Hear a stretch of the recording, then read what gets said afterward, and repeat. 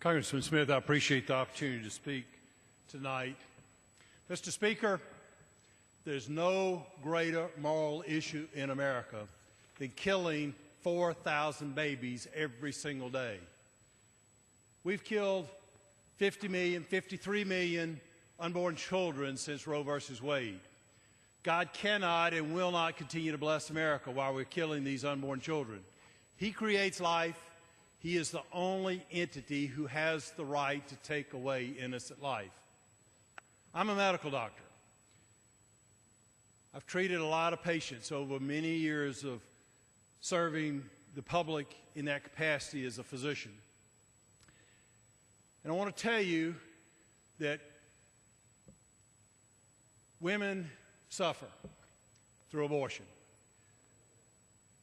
When we look at a woman who is pregnant, we have two patients actually. That's truly a child. We hear people, particularly the pro-abortion folks, talk about a woman should have the right to do with her body as she pleases. Well, I don't necessarily disagree with that statement. But what I do say to that person who is pro-abortion, she does not have the right to kill her unborn child. That unborn child should have constitutional protections, and there's no question about it, because it's a person. And in fact, in the Roe versus Wade ruling, in the majority opinion, it was stated if any definition of the beginning of life was ever established legislatively, it would vacate Roe versus Wade. But let me tell you, America, this is a person. It's a baby. It's a baby who has all of the genetic material that it needs to grow and be successful as a human being. It's totally different from its mother's genetic makeup. It's a separate human being. At the time of fertilization is the only time that we can say that we can draw a line scientifically and say that there's not life and that there is a separate life. That occurs at fertilization. So we need to protect these children. It's absolutely critical as a nation. Because as I said, God cannot continue to bless America while we're killing 4,000 babies every day. And 1.2 million babies, it's estimated, on a yearly basis.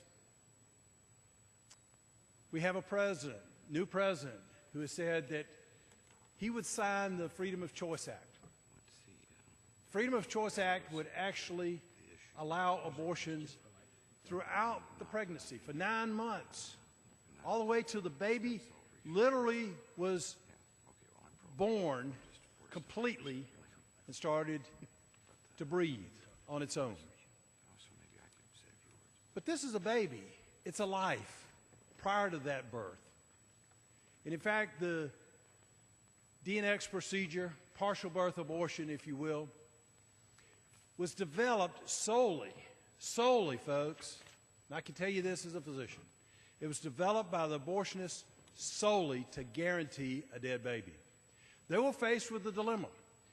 During these late-term abortions, they were delivering babies that were alive, breathing, struggling for life. These abortionists would throw these babies on a stainless steel counter or in the garbage can and allow them to die. It tears my heart out just to think about that. But that's literally what they were doing.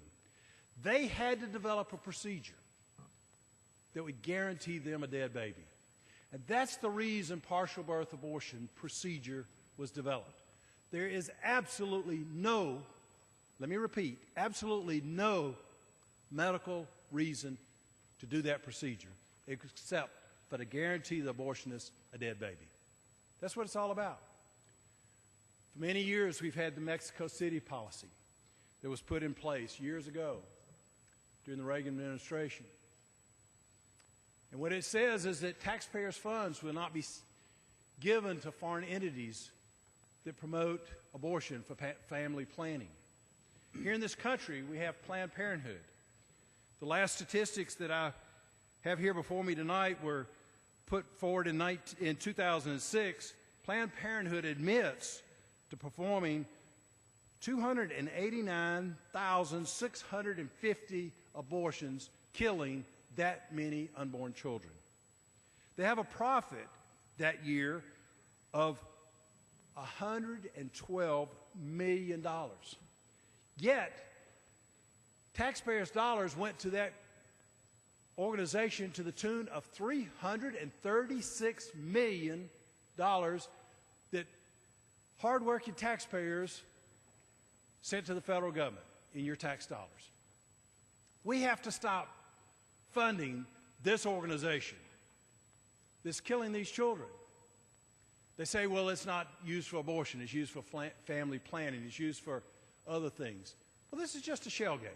It's transferring funds from one place to another so they can continue this culture of death that they promote. And it's about money for them. It's about power. For the abortionists, it's about making a lot of money. And that's what it's all about. I don't see how they can stand themselves to look in the mirror every morning after they've killed all these children. Because I know within my heart that they have to know that that's a child, that that's a living human being. We intuitively, as physicians, know that. And in fact, when I graduated from medical school, from the Medical College of Georgia, I did a pledge. It's called the Hippocratic Oath. And in that oath, there are two things that I pledged to do. One was to do no harm. Abortion does harm to that child. Separate human being. It's not the mother's body, it's that child's body, and we're doing harm. And secondly, more importantly, I pledged not to do an abortion. Sadly, medical schools don't do the Hippocratic Oath anymore. Why don't they do it? The two reasons I just stated. Because the pledge in the Hippocratic Oath says, I'll do no harm, and I will not commit an abortion. Medical schools, doctors today, don't take that pledge any longer. But this is the most important issue we face morally as a nation. We have to stop the killing of these kids. There's absolutely no question about it. We have to stop using taxpayers' dollars to fund Planned Parenthood. We have to stop funding abortions in military hospitals overseas and in other federal facilities. We have to stop funding organizations around the world that use taxpayers' dollars to promote abortion, for family planning, or for other things. As we look overseas in the Mexico City policy that Barack Obama said that he's going to overturn, those moms in those countries don't need an abortion. They need some help. They need a job. They need an economic well-being, and abortion's not going to give it to them. Mr. Speaker, I just heard a story just recently. It's a story of about a married lady, had one child. She and her husband were struggling economically, and she had an unintended pregnancy. So she goes to her doctor and says, Doctor, I need to have an abortion. I cannot continue through this pregnancy. I can't afford a second child. The doctor said, okay, be glad to do it. She was shocked at the cavalier attitude that the doctor had. He said, but I tell you what, why don't we kill your 2-year-old? Why don't we kill your 2-year-old? This is a child. You've got another child in your uterus. Why don't we kill your 2-year-old today? Then you'll have the rest of your pregnancy to be able to save some money and get back on your feet and be able to put things in order, and you'll still just have one child. Of course, she was shocked. Absolutely shocked. How could he suggest such a thing? But that's exactly the point he was trying to make. That this is a child. It's a human being. It's a life that's totally separate. Just like her 2-year-old, that baby in her uterus is a child. It's a baby. It's a person.